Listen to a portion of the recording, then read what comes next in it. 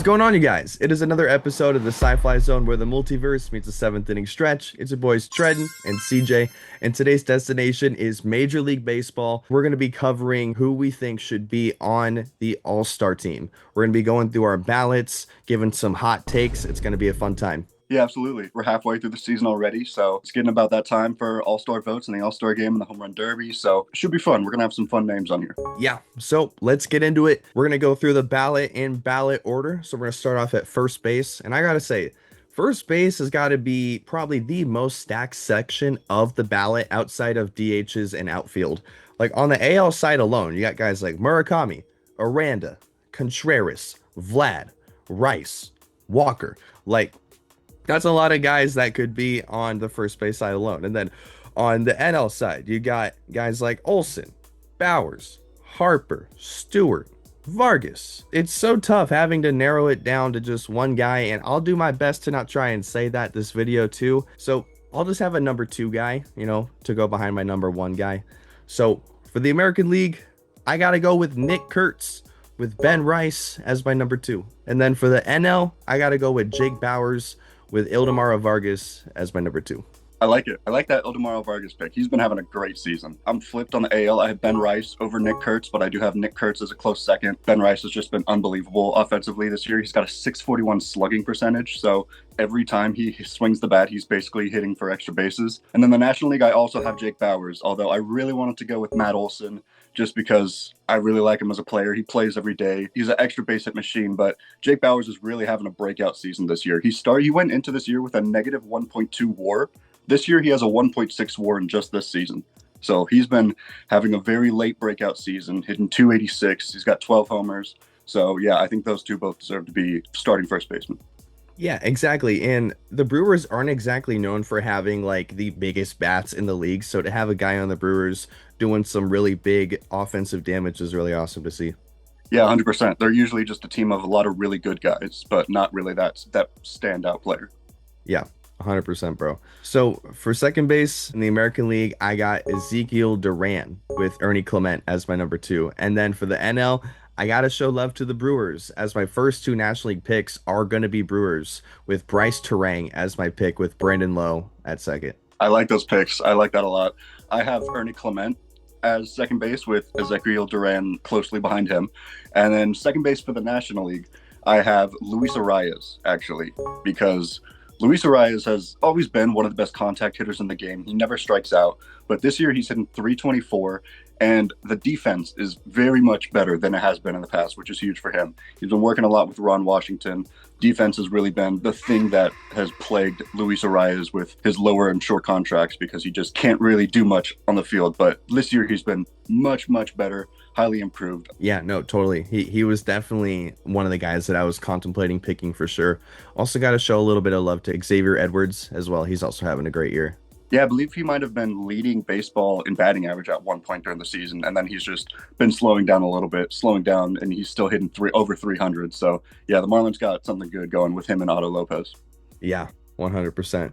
So, for third base, I was kind of surprised with how weak the third base selections were this year. Like, a lot of players specifically are underperforming in this position. Yeah, for sure. I mean, Austin Riley is one of those guys that I think of who is usually a really solid third baseman, one of the best in the NL, and he's just really not been looking himself this year. No, definitely not. So for the American League, I got Junior Caminero with Miguel Vargas as my number two. And then for the National League, I got Nick Gonzalez from the Pirates with Max Muncy as my number two. Yeah, those are some solid picks. I also have Junior Caminero. I feel like he's pretty much doing exactly what he did last year. He's got 14 homers, 874 OPS right now. Maybe we'll see him in the Derby again. And at third base, I have Max Muncy. He's kind of been slowing down a little bit, but he was off to a really hot start this year. He's got 14 homers right now, 505 slugging, and a 137 OPS. Yeah, pretty good. Yeah, I want to go with Nick Gonzalez because he's got that really good batting average, and he's part of that Pittsburgh team that's really trying to pull it together. And I just want to give a little bit of light to that because let's be honest, Max Muncy is like a B-list celebrity now at this point because he's a Dodger. Yeah, those are two very different stories. You got the third baseman for the Dodgers and the Pirates. Yeah, I mean, Nick Gonzalez absolutely deserves some love. I like that you're showing that to him. He was pretty solid for them for a stretch last year, and this year he's been doing that just over a longer stretch. He's been basically doing the whole season. I mean, when you're hitting over 300, you probably deserve to be an all-star. So yeah, I'm glad you mentioned him as well. Yeah, plus not to diss your pick, but he does have more RBIs than Muncy. Yeah, yeah, which I mean, again, like comparing a Pirate to a Dodger, if the Pirates got more RBIs, that says something, especially considering he's more of a contact guy than Muncy is power. Yeah, 100%. So, speaking of shortstops, I'm going to go with kind of a short guy, Kevin McGonigal, with Colson Montgomery as my number two. Ooh, okay, interesting. I like that. I mean, yeah, I wanted to go with McGonigal. He's been great as a rookie, but I went with Bobby Witt Jr. instead. He's just doing what he does every year. 280 batting average, 9 homers, 17 doubles, 23 stolen bases. He's got the highest B WAR among position players. And the interesting thing about Bobby Witt Jr., I know he's had a short career, but he's been great every season. He hasn't started an all-star game yet. He's been on the team, but he has not been a starter yet. So I think he deserves that position this year. Yeah, considering that like there's no outstanding players in the shortstop position this year, I could totally see Bobby Witt grabbing some votes near the end and being able to pull off a start, or maybe the guy who wins gets hurt or something and then he can go in, something like that. Yeah, yeah, for sure. I could see something like that happening. But I do like your Kevin McGonigal pick. He's been stupendous for the Tigers so far this year. He was even leading Stupendous. stupendous. Yeah, I don't use that word very often, but yeah, he has been great for them this year. He was even leading position players in WAR at one point, which is like for having 40, 50 major league games under your belt, that's really impressive. Yeah, dude, 100%. So for my NL pick, it's not even close for me. It's CJ Abrams. Ellie De La Cruz is definitely the number two, but it's no contest. CJ Abrams is the starting shortstop for the National League this year. Yeah, it's got to be CJ Abrams. He's turned into one of the best shortstops in the league. If you asked me a couple weeks ago, without looking at any stats or anything, I probably would have told you I'm definitely voting for Ellie just because of how hot of a start he was off to, looking like he was probably going to be contending for the NL MVP.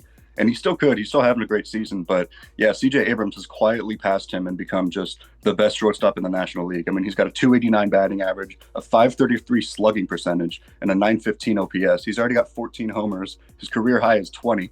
So he's on pace for 34 homers this year. And he's got 10 stolen bases as well. So yeah, he's just been having an incredible season. Yeah, like you rarely see that combination of batting average, speed, power, and defense like all being utilized at the shortstop position. Like CJ Abrams wasn't this kind of player before, but somehow he's just putting it all together. It's awesome. Yeah, it's been really great to see. I really like seeing his development. It seems like every year he just gets better at something and just becomes a more and more complete player. And yeah, like you mentioned, it's incredibly valuable getting those stats out of a position that you can kind of get away with putting a guy as like a defensive forward. Like a lot of teams will have like their shortstop hitting 9, and just because he's great defensively, he'll be in the field. Mookie has been struggling this year, but he's great defensively, so they put him out there every game. But yeah, CJ Abrams has been just one of the best offensive shortstops in the game. 100%. So let's get into the catchers. And, another guy that, you wouldn't really expect this kind of season from, but he's putting it together. My pick here, Shea Langeliers for the American League. He's definitely my catcher here. The only other guy that I could have as my number two would be Ryan Jeffers, who, again, that's another guy who is just really putting it together this season, who you wouldn't really expect to see these kind of numbers from, especially from some more lower market teams like the A's or like the Twins. So it's cool that, these smaller market team guys are still performing well. Yeah, absolutely. Ryan Jeffers has been great this year. He had a glimpse of being really, really good for a couple weeks, maybe a couple months, a couple years ago. But yeah, he's just been doing it all this year and just doing it over a longer stretch. With that being said, I also have Shea Langeliers as my pick. He's just been doing everything offensively for the A's. 285 batting average, 891 OPS, 17 homers already at the catcher position. Langeliers has a couple 30 homer seasons at the catcher position. He's got great power, but his contact is way up, and he's just putting the ball in play more and getting on base at a much higher rate. So I think he is probably pretty comfortably going to be the American League starting catcher. Yeah, the only other guy would be Adley. If he can start getting like really hot again and the Orioles can start winning some games, I could see him getting some traction. Yeah, I could too for sure. Adley's like kind of just a league-wide popular player. It feels like other teams' fans love him as well, even though they're not Orioles fans. So yeah, if he can get it together a little bit more, if he can get back to that player that we saw he can be a couple years ago, he's always got a shot to make the All-Star team. 100%. So for the National League, I think this is also pretty much a no contest outside of maybe one other guy, and that is Drake Baldwin. Number two, William Contreras, but that's about it. Yeah, this was I think the easiest pick for me, or the pick that had the least contention with anyone else. It's Drake Baldwin. He's the best catcher in baseball right now. Um, I mean, he won Rookie of the Year last year with a great end to his season, and he's been just doing even better this year. He's got a 303 batting average, a 389 on base, and a 543 slugging for a 931 OPS. And he's just been great for the Braves. They've been having a great season, and he's been a huge part of that, hitting towards the top of the lineup, if not just leading off for them in most games. Yeah, we definitely talked about him and the Braves earlier on in the season too, and those things that we said are still very much true today. Yeah, he's seeming to be a very, very consistent player. Woo woo. So let's get to the outfield. We got some hot takes here, folks. Stay prepared because the outfield is such a loaded position. You get to pick three guys, so there's way more guys to pick from. So not only is Aaron Judge hurt, so he won't be on here, I'm just going to get these honorable mentions out of the way because these guys will not be in my top three. Randy Arozarena, Buxton, and Sedan Rafael. They're having great seasons, but they're not in my top three. So my top three: Cody Bellinger, Riley Green,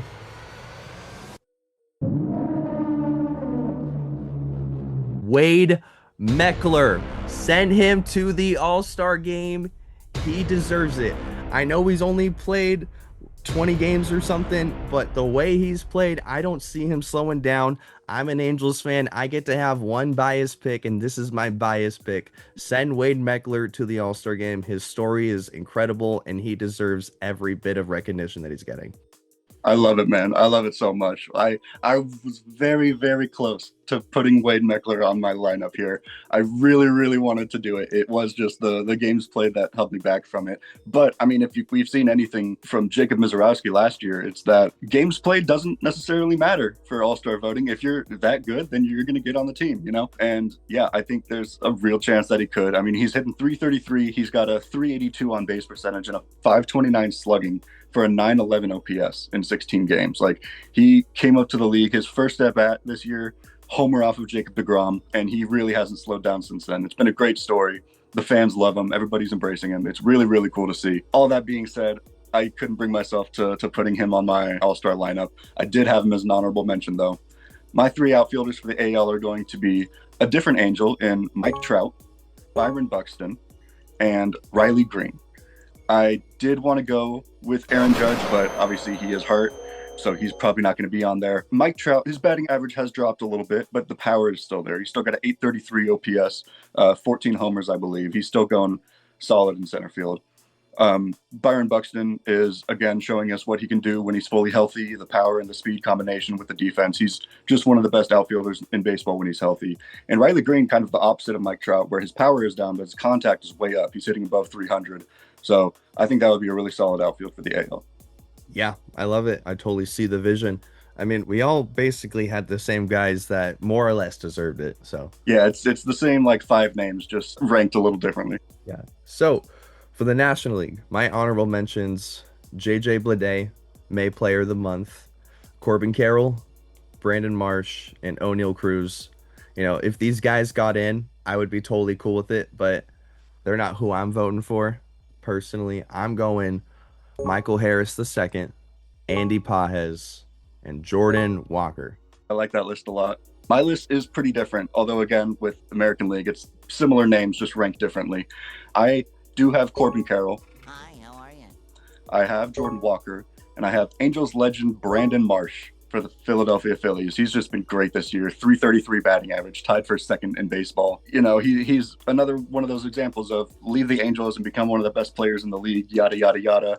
It is what it is. That's kind of it's just what we expect at this point. His single season career high in hits is 112. He's on pace for 191 hits right now. So he's been incredible for Philadelphia. Yeah, dude, that is awesome. And especially because, Philadelphia, a lot of their guys are struggling in the batting average area right now. So the fact that you have a guy that's like making up for two or three guys' loss in points right now, that's pretty good. Plus, he's got the speed. He's a really good defender. And love him or hate him, he's going to have long hair. Yeah, absolutely. That's if That there's one greasy true ass hair, bro. if there's one thing that's true about Brandon Marsh, he's got a lot of hair on his head and a lot of hair on his face. Yeah. So I see the vision. Let's make the DHs quick because what are we doing here? It's Jordan and Otani. And by the way, Otani starting on the mound again if it's not Jacob Misiorowski. Ooh, interesting. Yeah, I mean, yeah, actually, that it probably is going to be Otani. Dave Roberts being the manager again. I didn't even think of that, but yeah, it's going to be Otani, isn't it? Yeah, DHs I have the same. It's Jordan and it's Otani. They're two of the best hitters in baseball. Um, for my National League pitcher, I actually have Christopher Sanchez. That's like the only other guy there. Yeah. Yeah, it's one of those three. I mean, Otani's been incredible, and ERA is still below 1. I think I'm pretty sure it still starts with a 0. Um, Jacob Misiorowski, first pitcher to 100 strikeouts this year. He's got the most strikeouts in the league. But Christopher Sanchez, his scoreless streak was just absolutely incredible. It was historic. He's got 93 innings pitched. That's the most in the MLB. He's got 4.9 B WARs, the highest among pitchers, and the 1.54 ERA is the second best in baseball. So I think it really is between one of those three. It just depends on if they value the workload of Christopher Sanchez or the ERA for Otani, but it is probably going to be one of the three of them. Yeah. Although there is one other guy that I actually am a little upset that I failed to mention, and that is Chase Burns from the Cincinnati Reds. I mean, 7-1, 2.05 ERA. He's got 81 strikeouts, a whip under 1, and an opponent batting average under 200. He's doing really good. So if he could get some love too, guys, that'd be great. He deserves it. And Max Meyer, 6-0 for the Marlins. That's crazy. Yeah, there's some really exciting young guys like Chase Burns, like Max Meyer that you mentioned.